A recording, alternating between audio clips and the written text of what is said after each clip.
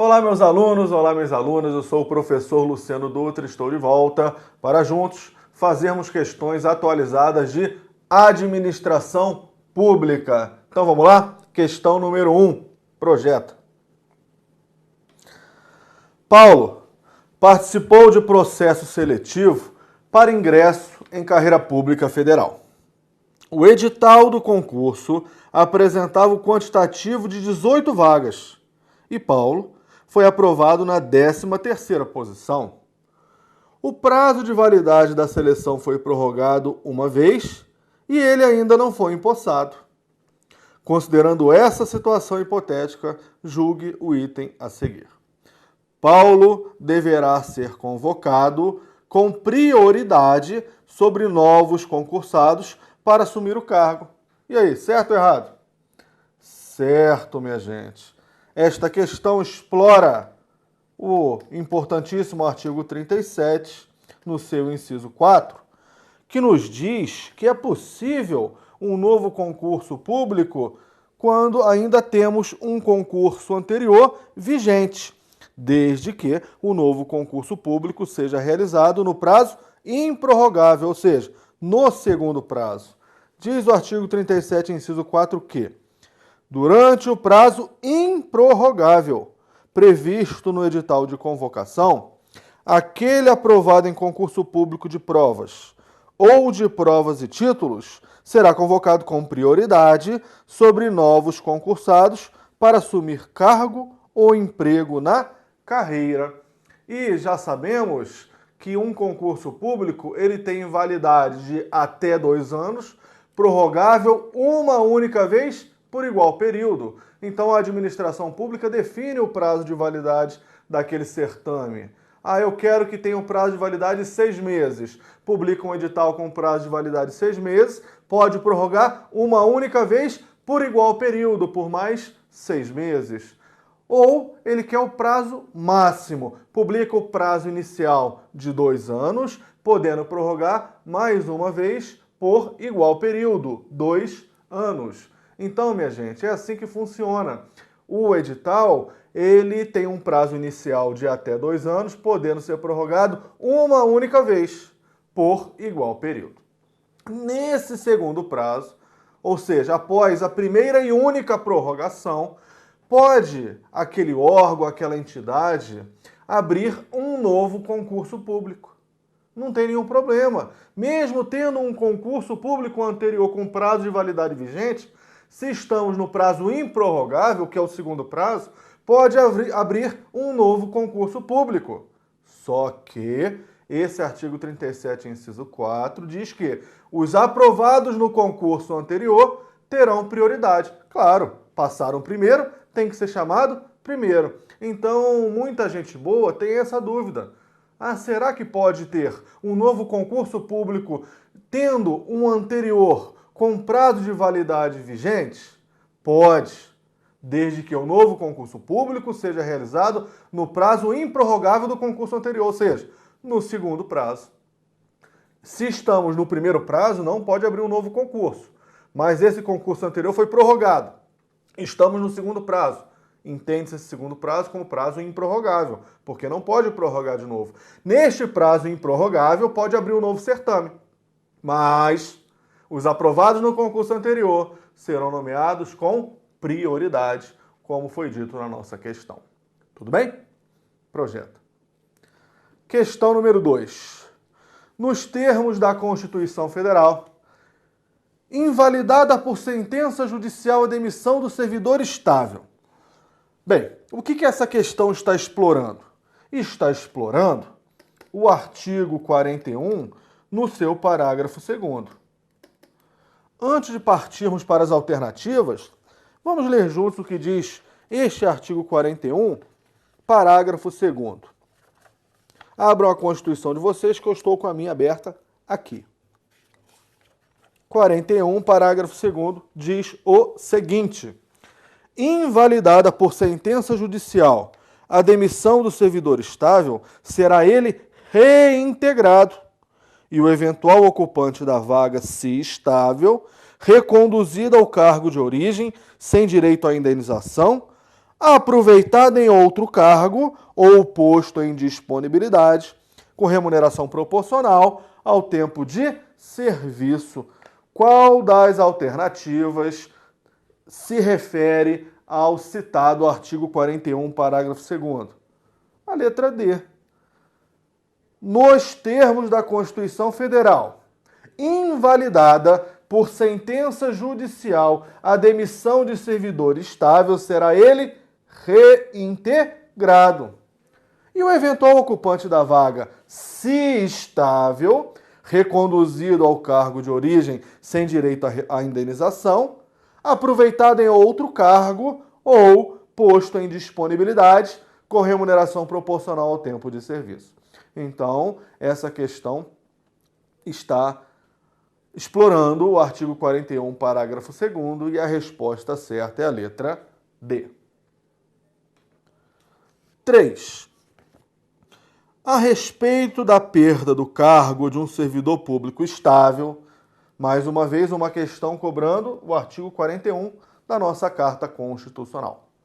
A respeito da perda do cargo de um servidor estável, marque V para as afirmativas verdadeiras e F para as falsas. Extinto o cargo ou declarada sua desnecessidade, o servidor será preferencialmente exonerado. É isso, minha gente? Ele será exonerado? Não. Esta aqui está falsa. É o artigo 41 que está sendo explorado por essa questão, exatamente no parágrafo 3º, que diz: extinto o cargo ou declarada sua desnecessidade, o servidor estável ficará em disponibilidade, com remuneração proporcional ao tempo de serviço, até seu adequado aproveitamento em outro cargo similar.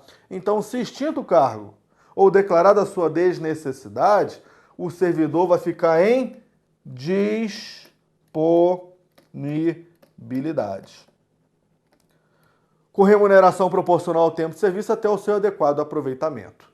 Então, essa afirmativa está falsa. Próxima.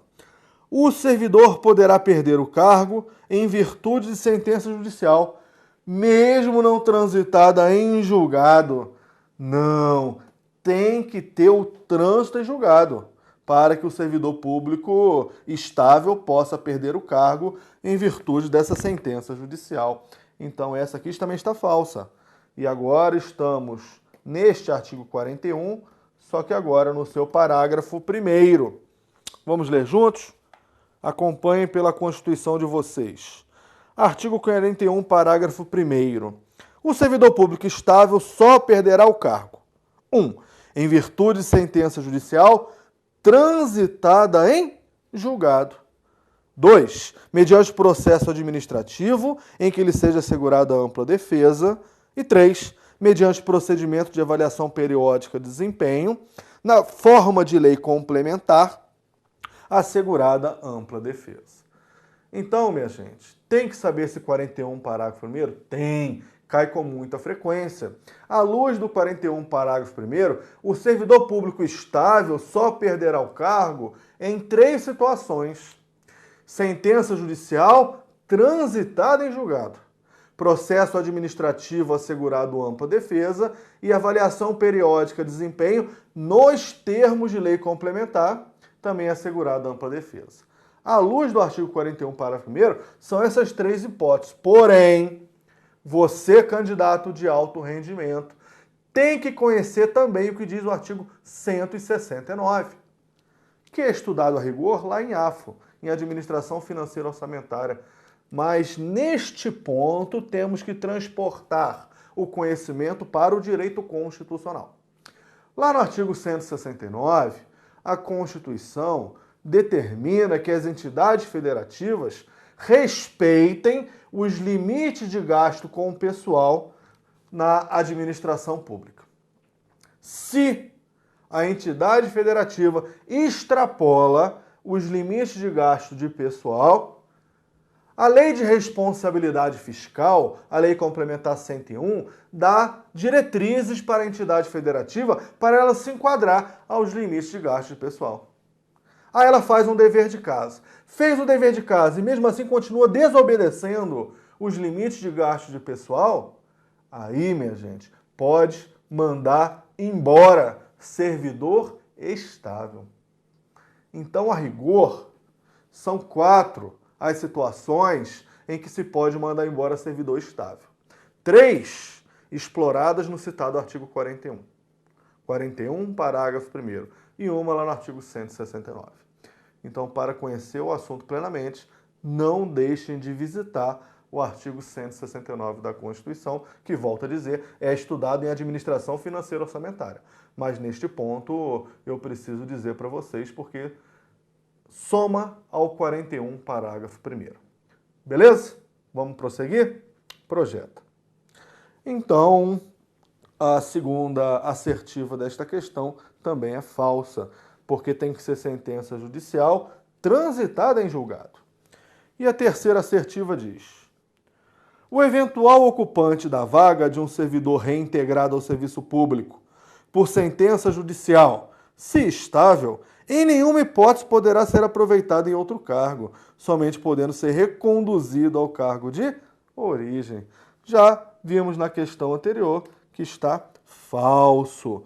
É o citado na questão anterior, 41, parágrafo 2º, que diz: invalidada por sentença judicial a demissão do servidor estável, ou seja, um servidor estável foi mandado embora por alguma razão, vamos supor, processo administrativo disciplinar.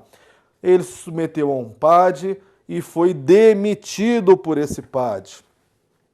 E o juiz torna o PAD nulo.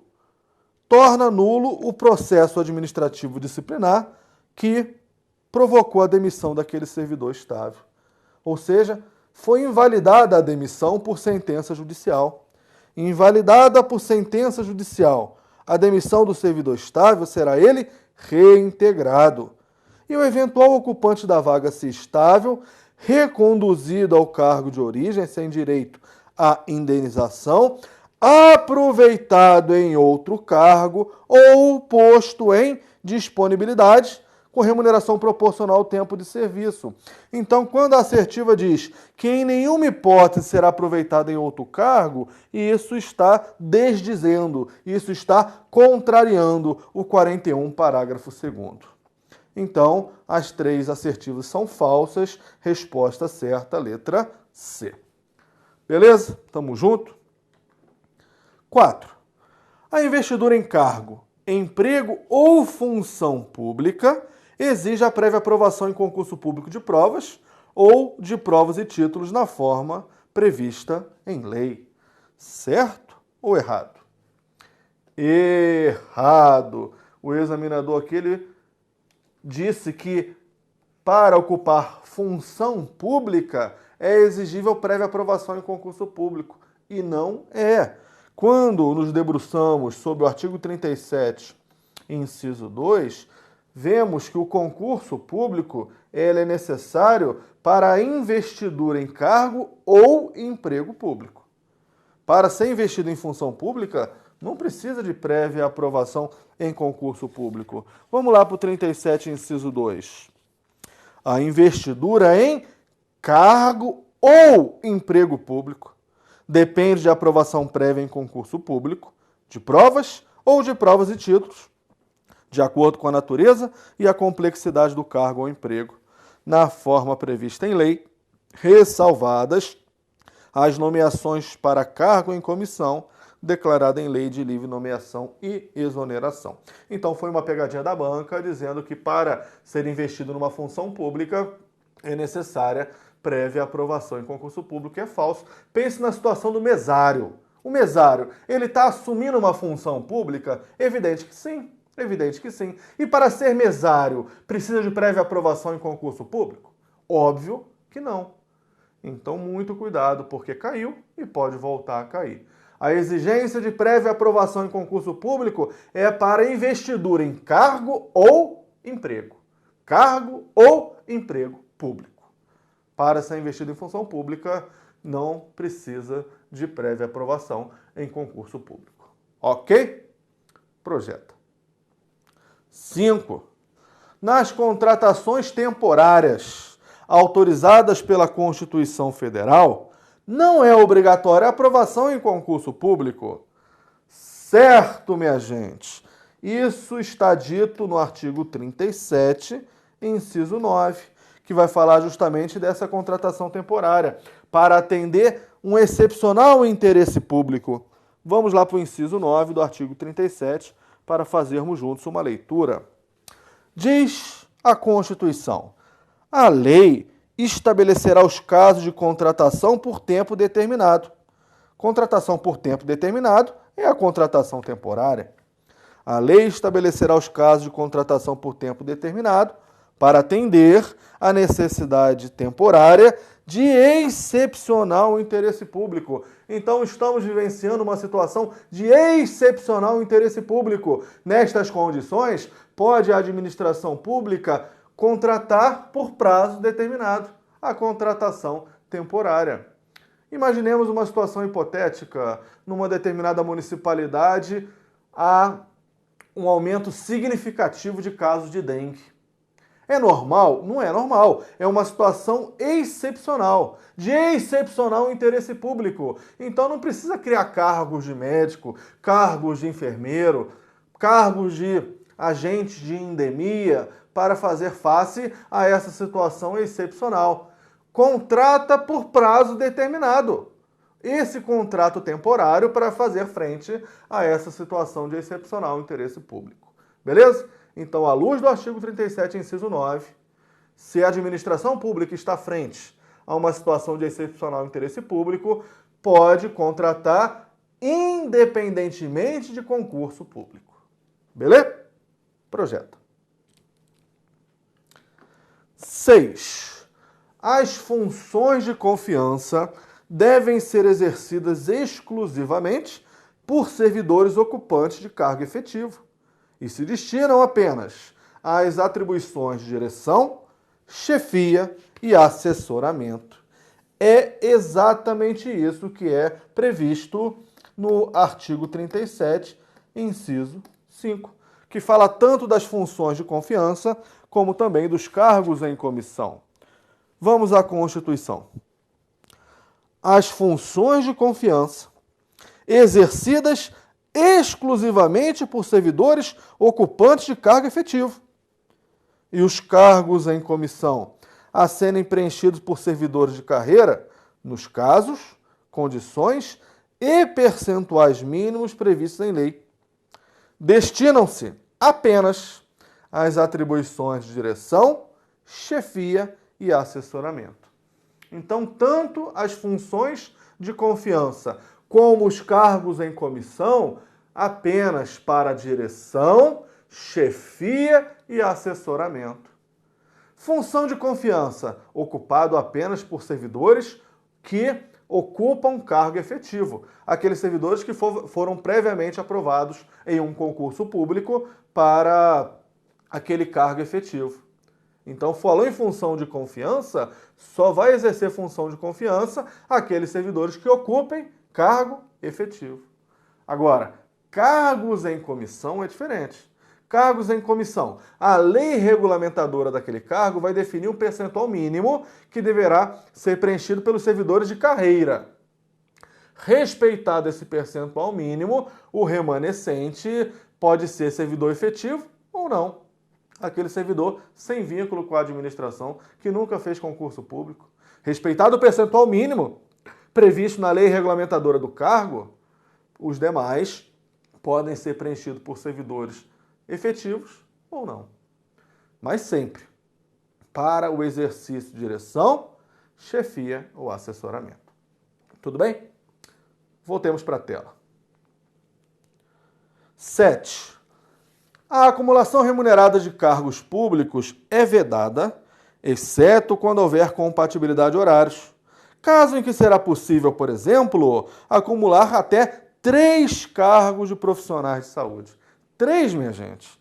Não são 3, são 2 cargos de profissionais de saúde de profissões regulamentadas.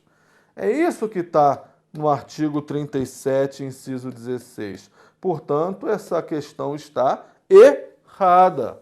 Vamos para o 3716. Diz a norma: é vedada a acumulação remunerada de cargos públicos, exceto quando houver compatibilidade de horários, observado em qualquer caso disposto no inciso 11, que é o teto constitucional. Letra A, 2 cargos de professor. Letra B, 1 de professor com outro, técnico ou científico. E letra C, 2 cargos ou empregos privativos de profissionais de saúde com profissões regulamentadas. Então, falou em acumulação de cargo público, temos que lembrar desse inciso 16. Primeira premissa, tem que ter compatibilidade de horários. Se não tiver compatibilidade de horários, não se fala em acumulação de cargo público e emprego público no Brasil. Havendo compatibilidade de horários, pode acumular 2 de professor, 1 de professor com outro técnico ou científico e 2 profissionais da área de saúde, profissões regulamentadas. E turma, temos que somar essa informação com o artigo 38. O artigo 38, ele vai regular a maneira pela qual o servidor poderá ser eleito para mandato eletivo. Se um servidor é eleito para mandato de vereador, havendo compatibilidade de horários, exerce os 2 e ganha pelos 2. É mais uma situação de acumulação de cargo público no Brasil. É o servidor efetivo eleito para o mandato de vereador num município onde tem compatibilidade de horários. Beleza? E lemos nesse inciso 16 que tem que respeitar o teto constitucional. Cuidado, minha gente, porque o Supremo mudou seu entendimento. O teto constitucional, no caso de acumulação constitucional de cargos públicos, será considerado em cada cargo isoladamente. Cada um dos cargos isoladamente respeita o teto. Não é pelo somatório, é cada um dos cargos isoladamente. Fechou? Projeta. 8. Cargos e empregos públicos recebem da Constituição Federal de 88 o tratamento de unidades autônomas de atribuições para o desempenho das quais, letra A, é exigida a aprovação em concurso público de provas ou de provas e títulos, regra de caráter absoluto, não sujeita a exceções. Tem exceção sim, não possui esse caráter absoluto, porque não podemos esquecer dos cargos em comissão. Os cargos em comissão prescindem, não exigem prévia aprovação em concurso público. B. É exigida a aprovação em concurso público de provas ou de provas e títulos, ressalvadas as nomeações para cargo em comissão, declarado em lei de livre nomeação e exoneração, e as contratações por tempo determinado previstas em lei para atender à necessidade temporária de excepcional interesse público. Opa, achamos a nossa resposta. Acabei de dizer que para ocupar cargo em comissão não precisa prévia aprovação em concurso público. E já disse nesse nosso encontro que a contratação por prazo determinado para fazer frente a uma necessidade temporária de excepcional interesse público também não precisa de prévia aprovação em concurso público. Então, resposta certa, letra B. 9. De acordo com a Constituição, as funções de confiança, letra A, devem ser preenchidas exclusivamente por servidores estáveis e ocupantes de cargo efetivo. Não é isso. Pode um servidor não estável ocupar uma função de confiança. O que é exigível é que, para ocupar uma função de confiança, o servidor seja ocupante de cargo efetivo. Tem que ser ocupante de cargo efetivo, ou seja, passou num concurso público para ocupar aquele cargo efetivo, mas não necessariamente estável. Pode ser não estável, não tem nenhum problema. B. Destinam-se a atribuições de coordenação que demandem relação de confiança pessoal. Não é coordenação, minha gente.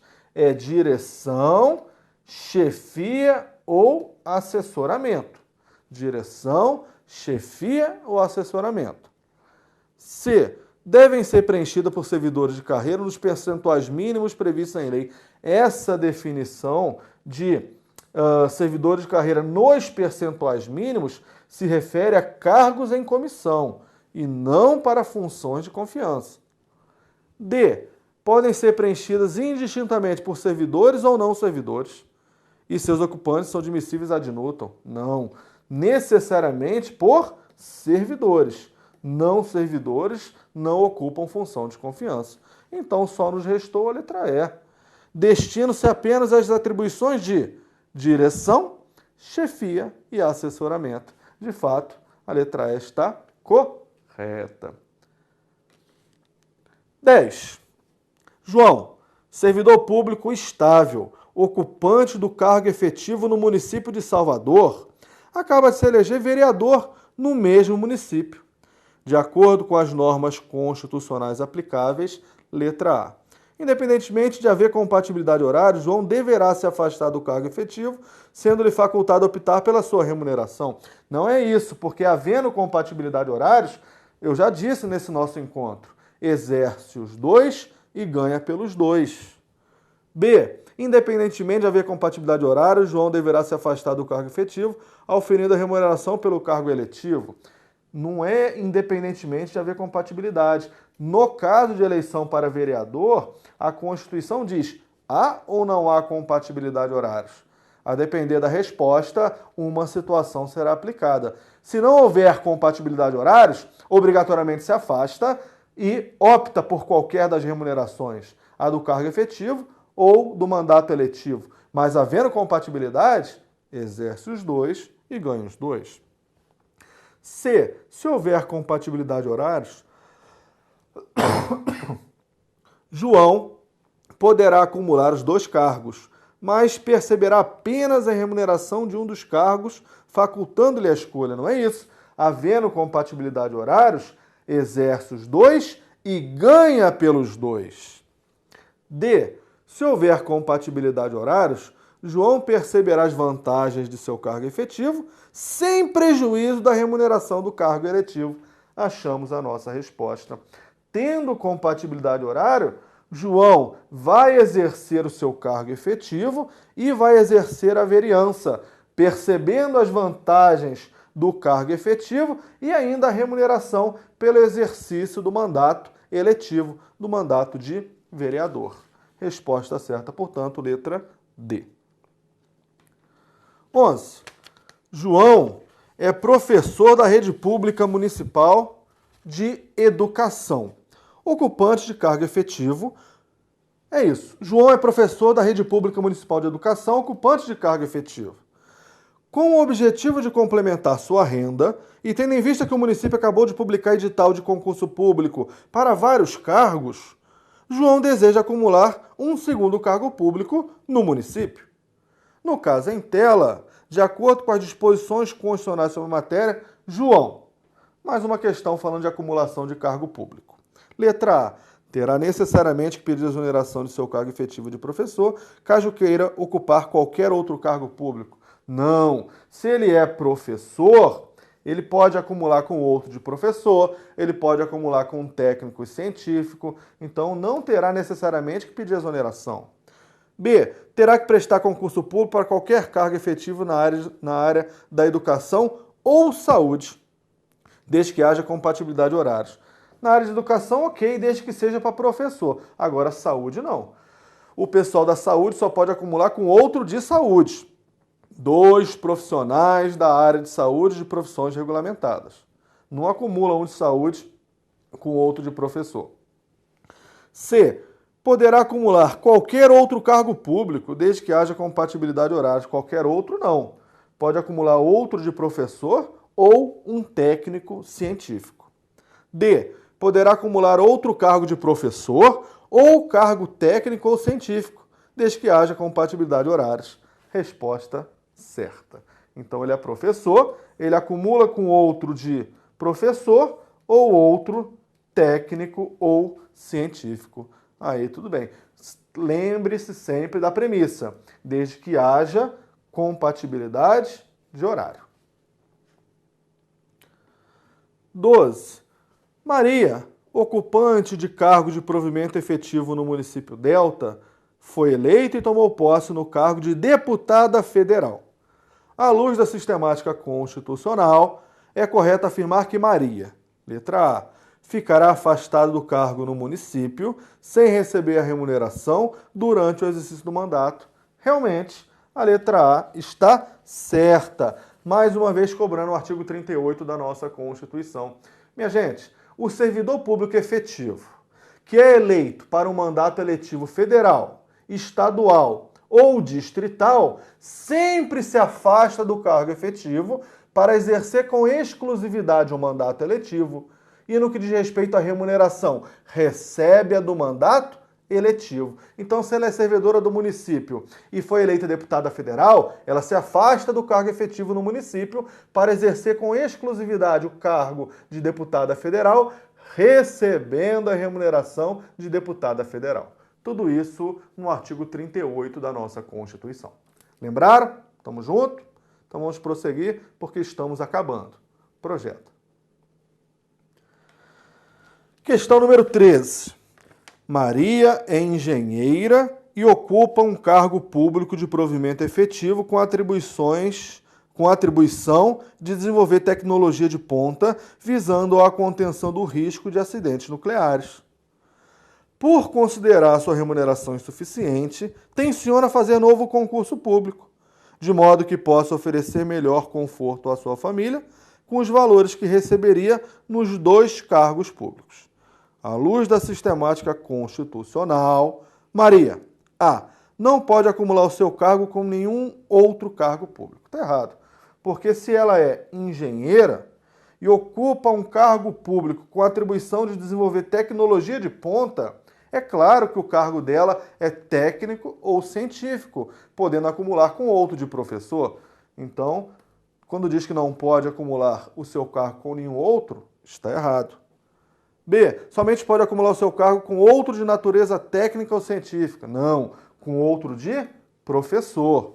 C. Somente pode acumular o seu cargo com outro cargo de professor. Esta é a resposta certa. Sendo o cargo dela técnico ou científico, acumula o seu cargo técnico ou científico com outro cargo de professor. Sempre lembrando que a premissa maior é haver compatibilidade de horários. Penúltima questão. José, servidor público do Legislativo Municipal, exerce função de confiança na qualidade de chefe do Departamento de Arquivo Geral de determinada Câmara Municipal no Estado da Bahia. De acordo com as disposições constitucionais que regem a matéria, é correto afirmar que José A. é necessariamente ocupante de cargo em comissão? Não. Ele está exercendo uma função de confiança. Por que ele é necessariamente ocupante de cargo em comissão? Não é isso, não tem nada a ver uma coisa com a outra. B. É necessariamente ocupante de cargo efetivo. Aí sim. Se José é servidor e exerce função de confiança, significa que ele é servidor que ocupa cargo efetivo, porque é aprovado previamente num concurso público. O já estudado artigo 37, inciso 5. Ok? E para terminar, 15. Viola a Constituição Federal a nomeação de cônjuge, companheiro ou parente sem linha reta, colateral ou por afinidade, até o 3º grau, inclusive, da autoridade nomeante ou de servidor da mesma pessoa jurídica investido em cargo de direção, chefia ou assessoramento para o exercício de cargo em comissão ou de confiança. Letra A. Ou ainda de função gratificada, exceto se for na administração indireta. Não, a administração indireta também respeita a súmula vinculante 13. O que a questão 15 está cobrando é justamente a súmula vinculante 13, a chamada súmula do nepotismo. Então, a súmula vinculante 13 também deve ser observada pela administração indireta. B. Ou ainda de cargo provido por concurso. Não. Se a pessoa passou por concurso público, não se fala em nepotismo, muito pelo contrário, se fala em mérito. O nepotismo está justamente combatendo o privilégio, a preferência na administração pública, e o concurso público mede justamente a competência, a meritocracia. Então, passou por concurso público, vai tomar posse normalmente, sem se falar em nepotismo. C. No âmbito da administração pública direta e indireta, em qualquer dos poderes da União, dos estados, do DF e dos municípios. Essa é a resposta. Então, falou em nepotismo, o nepotismo se aplica em toda a administração pública. Toda ela. De todas as esferas federativas, de todos os poderes. Então, é do poder legislativo, do poder executivo, do poder judiciário, da União, dos estados, do DF e dos municípios, incluídos as entidades da administração indireta destas entidades federativas. Toda a administração pública, no seu sentido mais amplo, deve obedecer os ditames da súmula vinculante 13, proibindo que se nomeie para cargo em comissão e função de confiança cônjuges, companheiros e parentes até o 3º grau da autoridade nomeante. Beleza? Questões de administração pública, curtiram? Gostaram? Tamo junto? Se houver dúvida, estou disponível no Fórum de Dúvidas para espancar todas as dúvidas existentes. Beleza, turma? Tamo junto? Fortíssimo abraço a todos. Fiquem com Deus e bons estudos.